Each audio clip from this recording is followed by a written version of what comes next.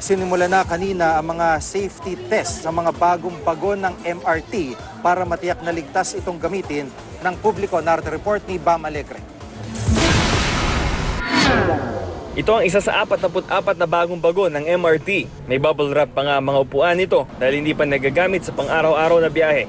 Bago kasi ito magamit ng publiko, kailangan muna itong isailalim sa masinsing serya ng mga test. Kanina, isinagawa ng pamunuan ng MRT ang unang inspeksyon sa ATP o Automatic Train Protection System ng mga bagon. Kabilang dito ang pagtiyak na maasahan ng dalawang uri ng preno nito, ang service at emergency brake.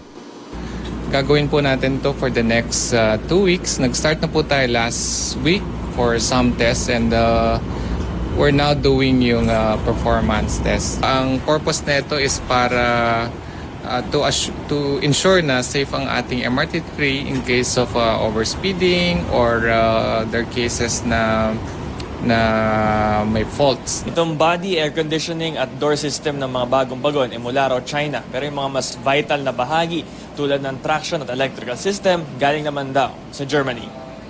Tatagal ng 2 linggo ang mga safety test. Pagkatapos ito, unti-unting ihahalo ang mga bagong unit sa 65 bagon ng MRT na ginagamit ngayon. Bam Alegre, GMA News.